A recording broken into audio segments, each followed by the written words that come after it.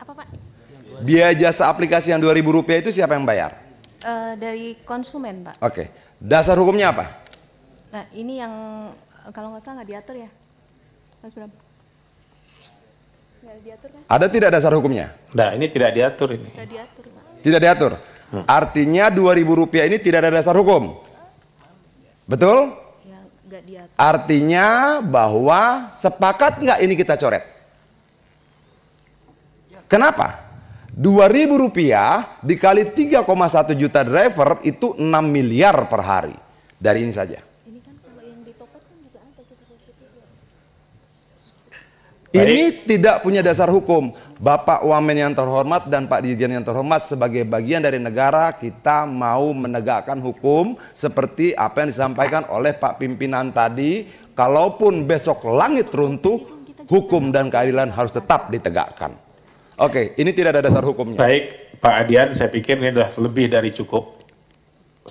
Kalau saya melihat satu lembar struk ini, Pak, ini kan di depan saya ini Pak Komjen Pol Purnawirawan dan Irjen Pol Purnawirawan berdua ini, kalau menginvestigasi satu lembar ini bukanlah perkara yang rumit, Pak.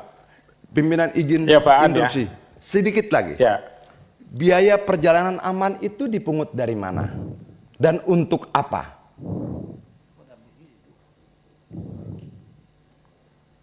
Ibu bisa jawab? Diatur di kita itu Pak, itu hanya 15 plus 5 itu Pak. Iya. Nah kemudian kita juga tidak mengatur tentang yang lain-lain itu. Kalau misalnya kita belanja itu kan juga ada biaya jasa, itu kan juga kita nggak mengatur di situ Pak. Ya, sebentar Bu. Saya cuma nanya, biaya perjalanan ini maksudnya apa ya? Boleh saya bantu? Biaya perjalanan aman Pak. Iya. Itu sepertinya kayak yang promo-promo yang ditawarkan Bukan. mereka seperti itu. Biaya perjalanan aman itu adalah asuransi Pak Wamen. Oke, pertanyaan saya sebagai mantan dari kepolisian Pak Wamen, izin, apakah waktu kita bikin SIM sudah bayar asuransi? Apakah waktu kita bikin STNK sudah bayar asuransi? Kenapa harus bayar lagi asuransi?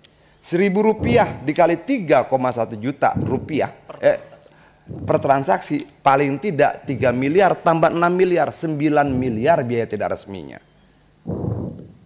per hari, dengan asumsi setiap driver cuma ambil satu trip satu hari. Oke, sudah selesai belum? Diskon voucher, inilah yang disebut sebagai, ini sudah ganti nih ya, coba balik yang tadi. Ya, masih. Bukan, tadi ini dari pena ya, 98. angkanya beda dari 13, mana? Ya, beda yang tadi. 13, mana yang 13? Ah, Oke. Diskon voucher, pimpinan maaf, Pak Wamen maaf, ini yang mereka sebut promo. Betul Ibu? Betul Bapak? Promo ini mereka potong dari 20% atau mereka potong dari biaya akal-akalan tanpa dasar hukum tadi? Promo ini mereka potong dari biaya akal-akalan tanpa dasar hukum tadi. Promonya berapa? 3.000. Biaya aplikasi berapa? 2.000. Perjalanan aman berapa? 1.000. Itulah yang jadi promo mereka. Maaf Pak Wamen, izin pimpinan saya teruskan sedikit. Ganti yang tadi. Oke. Biaya perjalanan 81.000, betul? Dari situlah 20% dipotong. Tapi ada biaya jasa aplikasi berapa? Rp10.000. Tadi motor 2.000, ini mobil Rp10.000. Ini dasar hukumnya apa? Tidak ada. Satu trip mobil Rp10.000, Rp6.000, Rp9.000, berbeda-beda tuh. Oke. Ada biaya lokasi Rp18.000. Ini dasar hukumnya apa? Ada yang bisa jawab Pak? Ibu? Dasar hukum biaya lokasi Rp18.000 ini apa? Boleh saya bantu? Karena ini menjemputnya ke bandara. Menjemput ke bandara dapat bayar 18.000. Uangnya ke bandara atau ke aplikator? Tidak ada yang tahu. Oke, dasar hukumnya apa? Juga tidak ada.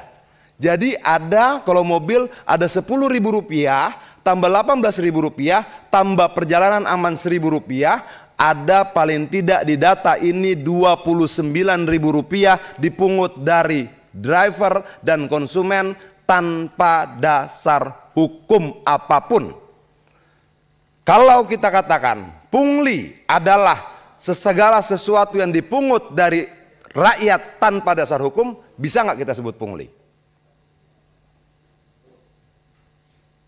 Bisa tidak kita sebut pungli? Dan kalau kita bisa sebut pungli, bagaimana kalau saya katakan negara bertahun-tahun membiarkan pungli bertriliun-triliun rupiah terjadi di depan mata kita? Sudah selesai? Izin sebentar lagi pimpinan. Ada diskon voucher?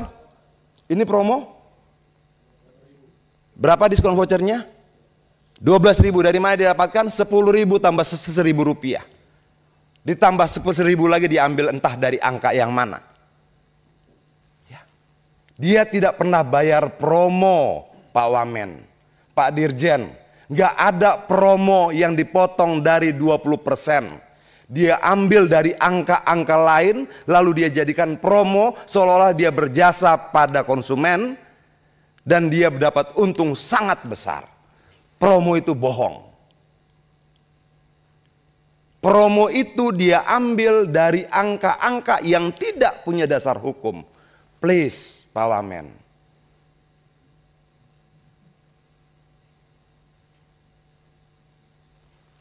Ini ada suaranya? Coba, bisa ada suaranya? Tampilkan suaranya bisa? Ambilkan yang satu video. Satu lagi. Ada video lain. Ya, Pak, besarkan suaranya. Itu kan suaranya mati tuh. Coba dihidupkan. Kita dengar sama-sama, Pak. Betapa jahat. Bayar 19. Dari awal, tolong dari awal. Ongkosnya 5.000. coba Pak, ada tulisannya Pak. Padahal saya, mana sih Pak? Itu di bawah pendapatan. Silau ya, pendapatan cuma 5.000. Iya. Padahal saya bayar 19.200. Kasihan betul Bapak. Ini ya Pak, lihat tuh. Saya Iya. bayar 19.200. Bapak dapat 5.000. 5.000. Ya ampun, jahat banget. Baik, saya rasa cukup Pak Dit sudah menjelaskan sebentar, semuanya. pimpinan, saya jelaskan ini apa. Ini adalah tarif hemat. Tarif hemat itu begini Pak Wamen. Kalau saya driver, maaf saya agak terganggu Pak. Kalau saya driver, untuk bisa ikut tarif hemat saya harus bayar Rp20.000 per hari. Kalau saya bayar Rp20.000 per hari, saya ikut serta dalam program tarif hemat mereka. Berapa saya dibayar? Setiap kali antar barang Rp5.000. Berapa aplikator terima? 19.200. Berapa yang mereka potong? 14.200. Kejam. Oke. Itu tarif hemat. Paket goceng. Orang supir driver bilang aceng. Aplikasi goceng. Satu barang Rp5.000. Tapi kalau double order, barang kedua tidak 5.000. 2.500. Sangat biadab. Barang pertama 5.000, lalu ditelepon lagi dia, kamu ambil lagi barang kedua ya. Barang keduanya 2.500 Pak Wamen. Tolong, ini bukan untuk Adian, ini bukan untuk Pak Lazarus, ini bukan untuk kita di DPR, ini untuk 20 juta jiwa di luar sana. Please, kita lawan.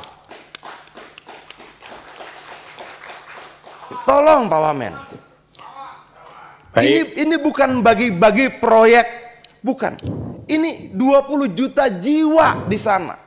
Bergantung pada ketokan kita di sini. 48 orang di sini. Palunya menentukan nasib 20 juta orang di sana. Ayo kita ketok dengan berani. Terima kasih pimpinan.